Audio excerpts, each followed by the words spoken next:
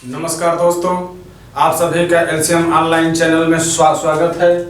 आज हम लोग आधुनिक इतिहास में जो यूरोपीय कंपनियों के आगमन का अध्याय है, इसमें आज हम लोग पढ़ेंगे अंग्रेजों का भारत में आगमन। इससे पहले दोस्तों हम लोग पिछली वीडियो में हम लोग पढ़े थे पुर्तगालियों और डचों का आगमन। उसमें आप लोगों ने बहुत अच्छे से देखा कि जो है वहाँ से पुर्तगाली आए, फिर उसके बाद डच आए, कहाँ कहाँ उन्होंने अपनी कोठियाँ बनाई और किस उद्देश्य से वो लोग यहाँ पे आए थे और किस तरह से लाभ कमा रहे थे। हमने पिछले वीडियो में ये भी आपको बताया था कि यूरोप के जो कंट्रीज थे, वहाँ के जो देश थे, उनमें आपस में भाईचारे की भावना नहीं थी, आपस में प्रेम संबंध नहीं थे, एक दूसरे के प्रतिद्वंदी के रूप में वो लोग रहते थे, एक दूसरे के प्रतिस्पर्धा करते थे। और यही कारण था कि एक दूसरे के विकास से एक दूसरे को वहाँ दिक्कत होती थी।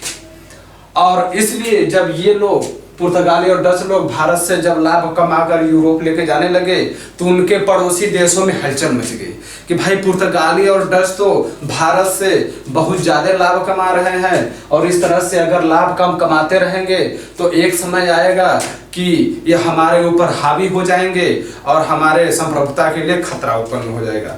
दोस्तों आप लोग समझते होंगे, यदि दो तो परिवार हैं या दो घर हैं, यदि आपस में प्रेम संबंध नहीं है, आपस में प्रतिद्वंदिता है, तो वहाँ पे जब पड़ोसी देश और या पड़ोसी घर जो है विकास करने लगता है, तो वहाँ पे जो दूसरा पड़ोसी रहता है उसके सीने पे सांप लौटने लगता है कि ऐसा है कि जब इसकी विकास होगा तो आगे चल के हमको कुछ समझेगा ही नहीं, और इस तरह से उसके संप्रभुता के लिए, उसके मान सम्मान के लिए वो खतरा उत्पन्न हो जाता है। और यही कारण इंग्लैंड को भी महसूस हो रहा था, यही बात इंग्लैंड को भी महसूस हो रहा था कि जो पुर्तगाल और डच है, ये जब अधिक शक्तिशाली हो जाएंगे तो हमारे लिए जो है खतरा उत्पन्न कर सकते हैं। और इसलिए आज जो है हम लोग ये देखेंगे कि इस समस्या से निजात पाने के लिए, अपने डर को समाप्त करने के लिए इंग्लैंड के लोग करते क्या है। तो इंग्लैंड में इस समस्या को दूर करने के लिए, इस प्रतिस्पर्धा में अपने आप को आगे बढ़ाने के लिए 1599 ईस्वी में लॉर्ड मेयर की अध्यक्षता में एक बैठक बुलाई जाती है। और यह बैठक बुलाई जाती है कि यूरोपीय कंपनियां जब पूर्वी देशों में व्यापार कर रही हैं, तो हमारे भी कोई एक ऐसी कंपनी होनी चाहिए जो पूर्वी देशों में व्यापार करके अधिक से अधिक लाभ अर्जित करे। और इसका परिणाम ये निकलता है कि 31 दिसंबर 1600 ईस्वी को ईस्ट इंडिया कंपनी बनकर तैयार होती है। ईस्ट इंडिया कंपनी बनकर तैयार होती है। इस बैठक में निर्णय लिया जाता है कि एक कंपनी इंग्लैंड की भी होनी चाहिए, और जब ये निर्णय ले लिया जाता है तो 31 दिसंबर 1600 ईस्वी को ईस्ट इंडिया कंपनी की स्थापना होती है। इस कंपनी की स्थापना होती है पूर्वी देशों में व्यापार करने के लिए। और जब पूर्वी देशों में व्यापार करने के लिए होती है, तो ये होता है कि इस कंपनी को 15 वर्षों के लिए एकाधिकार सौंप दिया जाए। जी हाँ दोस्तों, 31 दिसंबर 1600 ईस्वी को जब ईस्ट इंडिया कंपनी की स्थापना होती है, उस समय इंग्लैंड की महारानी एलिजाबेथ ईस्ट इंडिया कंपनी को पूर्वी देशों में व्यापार करने के लिए 15 वर्षों का एकाधिकार सौंप देती है। 15 वर्षों का एकाधिकार सौंप देती है। और ये कहा जाता है कि अब जो है पूर्वी देशों पर व्यापार करने के लिए ईस्ट इंडिया कंपनी को 15 वर्षों तक कोई इंग्लैंड का कंपनी बाधा नहीं पहुंचाएगी। यह ईस्ट इंडिया कंपनी अकेले 15 वर्षों तक पूर्वी देशों से व्यापार करती रहेगी। और इसलिए जब ईस्ट इंडिया कंपनी पूर्वी देश की तरफ व्यापार करने के लिए बढ़ती है, तो वह इंडिया में नहीं आती है। क्योंकि वह पहले से जानती है कि यहाँ पे इंडिया में हमारे दो प्रतिद्वंदी यहाँ पहले से उपस्थित थे, एक पुर्तगाल और दूसरा डच। ये पुर्तगाल और डच यहाँ पे जो उपस्थित है, ये यहाँ के शासक से हमारी बुराई ही करेंगे, जो है अच्छाई तो बताएंगे नहीं। इसलिए अंग्रेज जो है यहाँ आते ही नहीं है, क्योंकि उनको ऐसा महसूस होता है कि यदि हम भारत में, दक्षिण भारत में हम पहुंचेंगे तो हमारे साथ दोयम दर्जे का व्यवहार किया जाएगा। इसलिए ये लोग दक्षिण भारत में आते ही नहीं, ये पहुंच जाते हैं इंडोनेशिया, क्योंकि उनको व्यापार करना रहता है मसाले का व्यापार उस समय बहुत लाभदायी व्यापार होता था। और उस मसाले के व्यापार में उसमें कोई रिस्क नहीं था, कोई नुकसान नहीं था, उसमें लाभ होना ही था। इसलिए लोग रिस्क नहीं लिए और मसाले का व्यापार करने के लिए इंडोनेशिया आए। और इंडोनेशिया ये आए 1601 ईस्वी में, और इंडोनेशिया को उस समय मसाला द्वीप के भी नाम से जाना जाता था, मसाला द्वीप के भी नाम से। जी हाँ दोस्तों, कभी कभी एग्जाम में इंडोनेशिया का नाम नहीं देता है और डायरेक्ट मसाला द्वीप का नाम दे देता है कि पूर्वी देशों में अंग्रेजों ने सबसे पहले कहां से मसाले का व्यापार शुरू किया, तो मसाला द्वीप से। और 1601 ईस्वी से इन्होंने व्यापार शुरू किया और 1608 ईस्वी तक यही मसाले का व्यापार होता रहा। लेकिन समय बढ़ता गया, जब 1608 ईस्वी के आसपास पहुंचे तो इंग्लैंड के लोग ये कहने लगे, वहां की सरकार कहने लगे कि केवल इंडोनेशिया से काम नहीं चलेगा, अगर यूरोप में अपनी शक्ति को बढ़ाना है, अपनी धाक को जमाना है, तो हमें भारत से व्यापारिक संबंध स्थापित करने ही होंगे। इसलिए यहाँ पे जो है इंग्लैंड से 1608 ईस्वी में 1608 ईस्वी में कैप्टन हाकिंस को भारत में भेजा जाता है, और भारत में भेजा जाता है यहाँ पे व्यापारिक संबंध स्थापित करने के लिए। लेकिन कैप्टन हाकिंस था बहुत चालाक। जब 1608 ईस्वी में कैप्टन हाकिंस अकबर के नाम का पत्र लेकर भारत आता है, तो वह हेक्टर नामक जहाज से आता है, और हेक्टर नामक जहाज से जब आता है तो वह जो है सूरत उतरता है, और जब सूरत उतरता है तो उसके बाद जो है मुगल बादशाह के पास था बहुत चालाक। और अंग्रेज के जितने भी प्रतिनिधि तो यहाँ पे करने के लिए आए बहुत चालाक थे। ये कैप्टन हाकिंस ये जानता था कि साउथ में हम जाएंगे तो हमारी कोई दाल गलेगी नहीं, इसलिए साउथ में हम जाएंगे ही नहीं। यहाँ पे आप देखेंगे दोस्तों, तो भारत के लगभग मध्य में मैदानी भाग को, गंगा के मैदानी भाग को आप क्रॉस करेंगे तो विंध्याचल की पर्वत श्रेणियां पड़ती है। इसके दक्षिण में, जब इसके दक्षिण में आएंगे तो ये दक्षिण भारत कहा जाता है, और इसके उत्तर में उत्तर भारत कहा जाता है। और दक्षिण भारत में पुर्तगाली और डचों की कोठियां बन चुकी थी, व्यापारिक संबंध स्थापित हो चुके थे। इसलिए कैप्टन हाकिंस दक्षिण भारत में जाता ही नहीं है। जाएगा कहाँ? उत्तर भारत में। और उत्तर भारत में कहाँ उतरता है? सूरत में। सबसे पहले सूरत में उतरता है, जो गुजरात की एक महत्वपूर्ण शहर है। ये उस समय भी था, यहाँ एक बंदरगाह था, यहाँ पे उतरता है और यहाँ पे सब मौका मुआयना करता है। और उसको ऐसा लगता है कि हम जो है सूरत में यदि अपनी व्यापारिक कोठी बनाएंगे, यदि अपना या मुख्यालय बनाएंगे तो हमको कोई दिक्कत नहीं होगी, क्योंकि जो हमारे प्रतिद्वंद्वी हैं वो तो दक्षिण में है। और सूरत में अपने कोठी का अपनी कोठी बनाने का सपना लेकर ये कहाँ पहुँचता है? मुगल दरबार में। कहाँ पहुँचता है? मुगल दरबार में। और इस समय मुगल दरबार का जो बादशाह था वो जहांगीर था। दोस्तों, जब कैप्टन हाकिंस इंग्लैंड से आता है तो वहां की महारानी जो कैप्टन हाकिंस को एक पत्र देती हैं, और वह पत्र अकबर के नाम का होता है। जब कैप्टन हाकिंस उस पत्र को लेकर मुगल दरबार में पहुंचता है तो देखता है कि मुगल दरबार में तो अकबर है ही नहीं, अकबर सिंहासन पे है ही नहीं। सिंहासन पे कौन बैठा है? सिंहासन में अकबर की जगह जहांगीर बैठा है, और जो जहांगीर है वो अकबर का पुत्र रहता है। तब तक अकबर का देहांत हो चुका रहता है। और जब यह यहाँ पे पहुंचता है दोस्तों, तो यह कैप्टन हाकिंस यहाँ पे बहुत बड़ा कूटनीतिक चाल चलता है, ये जानता है कि first impression is last impression. यदि हमें उत्तर भारत में व्यापार संबंध अच्छे से स्थापित करना है और लंबे समय तक हमको लाभ कमाना है, तो हमको जहांगीर के सामने कुछ ऐसा प्रदर्शन करना होगा ताकि वो हमारे प्रति आकर्षित हो जाए और हमको आसानी से व्यापार करने की अनुमति दे दे। इसीलिए कैप्टन हॉकिंस जब जहांगीर के दरबार में पहुंचता है दोस्तों, जब दो भाषाओं में बात करता है, एक तुर्की भाषा में और दूसरा फारसी भाषा में। एक तुर्की भाषा में और दूसरा फारसी भाषा में।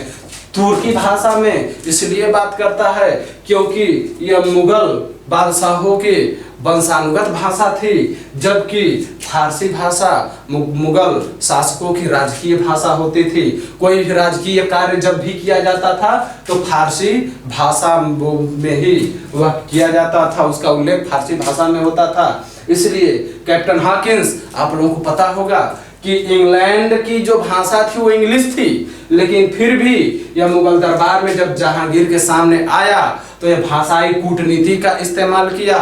और भाषाई कूटनीति का इस्तेमाल दोस्तों आज भी किया जाता है। और आप लोगों ने देखा होगा कि जब जब कोई प्रतिष्ठित दल का नेता, जब कोई बड़ा नेता, अनुभवी नेता जब कहीं चुनाव के दौरान जब कहीं रैली का आयोजन करता है, तो वहां जब अपने भाषण का शुरुआत करता है तो वहां की लोकल भाषा में ही करता है। अगर बनारस में स्टार्ट करेगा तो वह पहली लाइन उसकी यही रहेगी कि का हाल चाल बा, और यदि वह यही चीज बिहार में स्टार्ट करेगा तो उसकी पहली लाइन रहेगी रउआ कैसन बानी।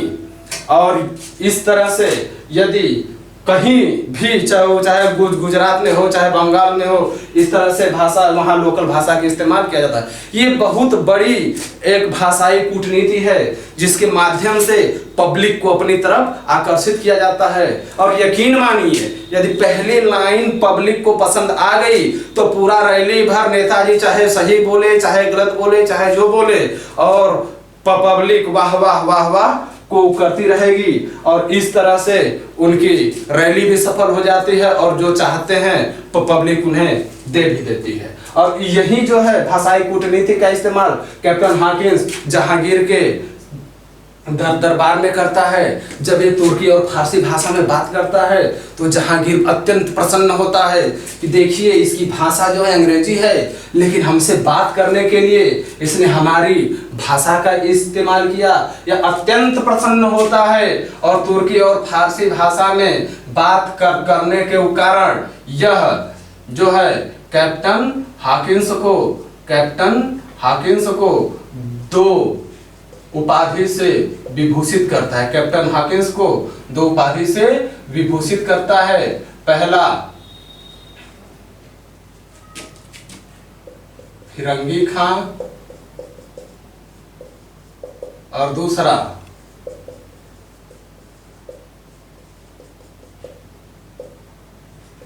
इंग्लिश खां। फिरंगी खां और इंग्लिश खां उपाधि से विभूषित करता है और पूछता है कि कैप्टन हॉकिंस बताओ, तुम हमारे दरबार में इतनी दूर से चल कर आए हो, बताओ तुम्हारा उद्देश्य क्या है।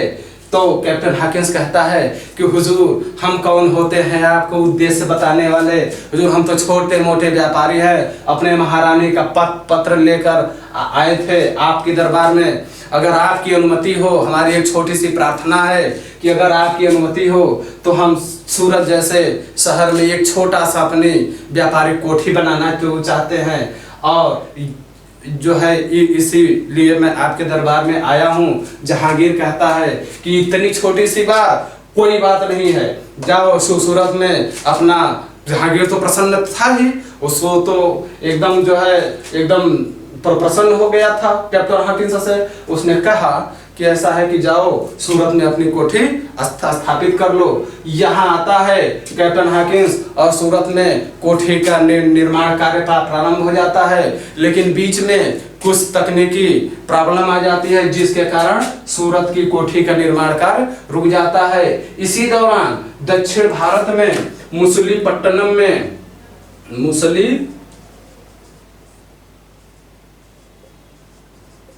पट्टनम में अंग्रेजों का कोठी का निर्माण हो जाता है, भला ही अस्थायी रूप में होता है। और जब यह स्थापित हो जाता है तो मुस्लिम पट्टनम की जो कोठी स्थापित होती है वो 1611 में होती है। लेकिन सूरत की कोठी भी बाद में फिर निर्माण कार्य प्रारंभ हो जाता है और 1613 ईस्वी में सूरत में भी कोठी बन जाती है। इसलिए मित्रों को क्वेश्चन पूछा जाता है कि अंग्रेजों की सर्वप्रथम कोठी कहाँ बनी थी, तो वहां आपको मुसलीपट्टनम नहीं लगाना है, वहां आपको सूरत लगाना है।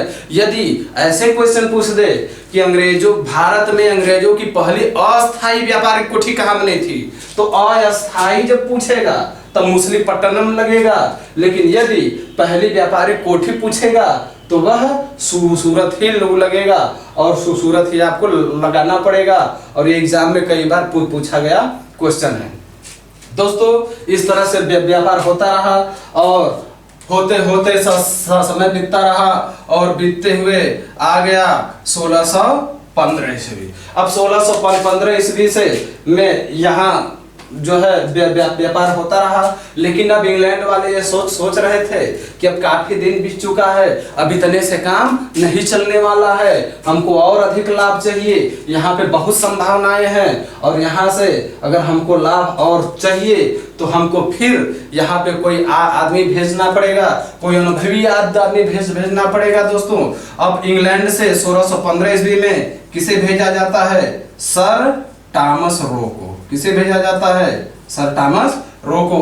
1615 ईस्वी में सर टॉमस रो आता है और जब आता है तो यह जो है जहांगीर के दरबार में लंबे समय तक रहता है। यह जहांगीर के दो दरबार में 3 वर्ष तक रहता है। दोस्तों 3 वर्ष तक रहता है यह इंग्लैंड के दूत के रूप में। और यहाँ के दरबार में रहते हुए जो भी इसको अपने देश के लिए या अपने व्यापार के लिए जो भी लाभ इसको चाहिए होता है, यह जहांगीर से रिक्वेस्ट करके मौका देख के रिक्वेस्ट करके अपने पक्ष में जो है फैसला को करवा लेता है। साथ ही साथ इसका दूसरा पहलू दोस्तों ये देखेंगे, ये जो है केवल व्यापारिक चाल नहीं थी, इसको आप देखेंगे तो भविष्य में जो है ये लोग बहुत घातक चाल चले थे। यहाँ पे देखेंगे तो जब सर टॉमस रो 3 वर्ष तक मुगल दरबार में उपस्थित था तो उसके दरबार में तब ये पूरा उत्तर भारत जो है मुगलों के अधीन थी। जब मुगलों की अधीन थी तो जितने भी प्रांत से उसके कैसे कैसे संबंध है, कौन सा प्रांत जो है इसके खिलाफ है, कौन सा प्रांत इसके समर्थक है और कहाँ पे विद्रोह अधिक हो रहे हैं, कहाँ पे नहीं हो रहे हैं, ये सारी जानकारी सर टॉमस रो को हो गई। और यहाँ से ये सूचना धीरे धीरे इंग्लैंड को भेजी जाती थी। और इस तरह से यह दरबार में रहते हुए पूरे उत्तर भारत की राजनीतिक व्यवस्था, सामाजिक व्यवस्था, सांस्कृतिक जो भी चीजें थी सब जानकारी में आ गई। और यही जानकारी आगे चल करके भारत को अपने चंगुल में जकड़ती है। और इस तरह से दोस्तों जब सर टॉमस रो यहाँ आया और अधिक जो है व्यापार के लिए अनुमति प्राप्त किया और अधिक लाभ कमाया और इस तरह से धीरे धीरे ये लाभ जो है अंग्रेजों का भारत में बढ़ रहा था। उसी दौरान गोलकुंडा दक्षिण भारत में एक जो है गोलकुंडा प्रांत था। गोलकुंडा ये आप लोग इतिहास में देखेंगे, दक्षिण भारत में एक गोलकुंडा प्रांत था। वहाँ के जो शासक होते थे वो कुतुब शाही वंश के होते थे। और गोलकुंडा में अंग्रेजों ने 500 पगोडा देकर प्रतिवर्ष 500 पगोडा देकर प्रतिवर्ष व्यापार करने की अनुमति यहाँ से प्राप्त कर लिया। मतलब कि प्रतिवर्ष ये 500 पगोडा देते रहेंगे और मनमाने व्यापार को करते रहेंगे। इस तरह से धीरे धीरे आप देखेंगे कि दक्षिण भारत में तो नहीं लेकिन उत्तर भारत में अंग्रेजों का प्रभुत्व धीरे धीरे जम रहा था और धीरे धीरे उनकी शक्ति मजबूत हो रही थी। दोस्तों इस तरह से इसमें जो आने वाले क्वेश्चन है इस पे थोड़ा सा हम लोग डिस्कस कर लेते हैं, जो एग्जाम में पूछे जाते हैं। बेहद इंपॉर्टेंट टॉपिक है।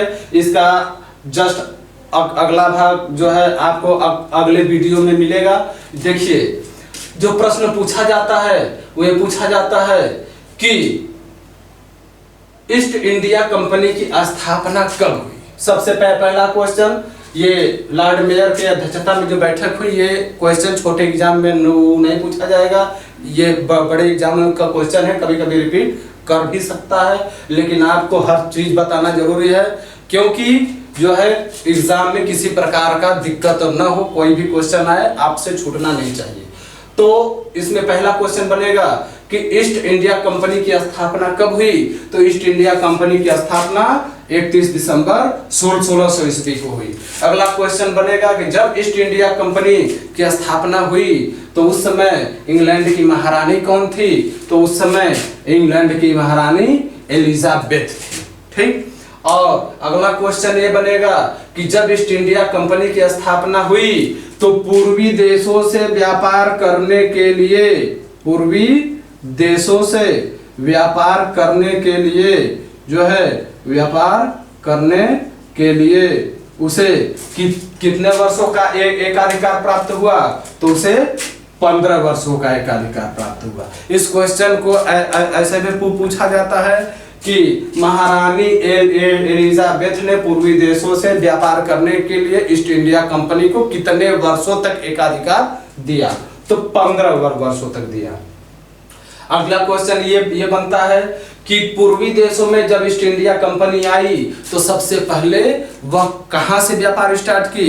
तो वहां पे ज्यादातर आपको इंडोनेशिया नहीं मिलेगा, बल्कि इंडोनेशिया के स्थान पे मसाला द्वीप मिलेगा, क्योंकि इंडोनेशिया का उस समय मसाला द्वीप ही नाम था। और इसलिए ये लोग सबसे पहले व्यापार करने के लिए मसाला द्वीप पे आए। सर्वप्रथम अंग्रेजों का किस व्यापार में रुचि था या कौन सा व्यापार में इंटरेस्ट लिए। तो सबसे पहले वो मसाला का व्यापार करने के उद्देश्य से वो आए थे और सर्वप्रथम वो मसाला से ही व्यापार स्टार्ट किए थे। अब अगला क्वेश्चन जो बनेगा वो ये बनेगा कि कैप्टन हॉकिंस भारत में किस वर्ष आया। तो कैप्टन हॉकिंस भारत में 1608 ईस्वी में आया। अगला प्रश्न बनेगा कि जब कैप्टन हॉकिंस भारत में आता है उस समय मुगल बादशाह कौन रहता है। तो जब कैप्टन हॉकिंस भारत में आता है तो उस समय मुगल बादशाह जहांगीर रहता है।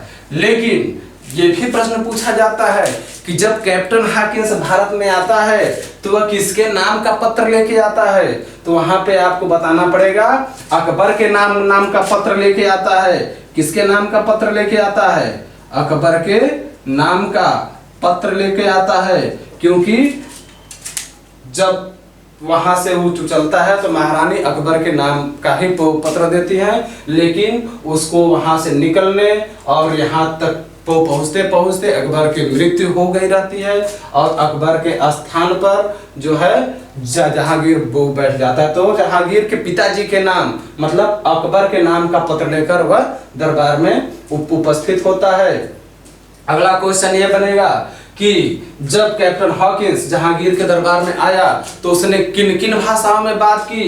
तो तुर्की और फारसी भाषा में। जी हाँ दोस्तों, ये तुर्की और फारसी ये एग्जाम में बहुत ज्यादा पूछा गया प्रश्न है और ऑप्शन में दोनों ही रहता है, तो तुर्की और फारसी। तो इस तरह से आप तुर्की और फारसी पे लगाइएगा। अगला क्वेश्चन पूछेगा कि जब कैप्टन हॉकिंस जहांगीर के दरबार में तुर्की और फारसी भाषा में बात करता है तो जहांगीर प्रसन्न होकर उसे कौन सी उपाधि देता है। तो जहांगीर प्रसन्न होकर कैप्टन हॉकिंस को फिरंगी खां या इंग्लिश खां की उपाधि से विभूषित करता है। और इस तरह से अब अगला क्वेश्चन बनेगा कि भारत में अंग्रेजों द्वारा स्थापित सबसे पहली कोठी कौन सी है। तो भारत में अंग्रेजों द्वारा स्थापित सबसे पहली व्यापारिक कोठी सूरत है। जब अस्थायी पूछेगा तो मछलीपट्टनम लगाना पड़ेगा, और जब सिर्फ ये पूछेगा कि भारत में पहली व्यापारिक कोठी अंग्रेजों ने कहाँ स्थापित की, तो सूरत में स्थापित की। और इस तरह से इतने सारे क्वेश्चन आपको पूछे जाते हैं। दक्षिण भारत में गोलकुंडा वाला भी क्वेश्चन कई बार पूछा गया है कि गोलकुंडा के जो शासक थे वो कितनी मुद्रा लेकर जो है वर्ष भर जो है व्यापार करने की छूट प्रदान की, तो 500 पगोडा एक मुद्रा होता था। इस तरह के आपको वीडियो इस चैनल पे मिलते रहेंगे, जो भी मिलेगा ठोस मिलेगा, पूरा मिलेगा। और आप लोग हमारे साथ बने रहिए।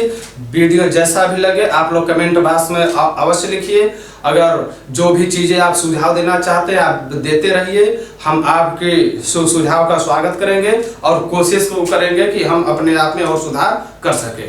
ठीक है दोस्तों, नमस्कार, धन्यवाद, जय हिंद, जय भारत।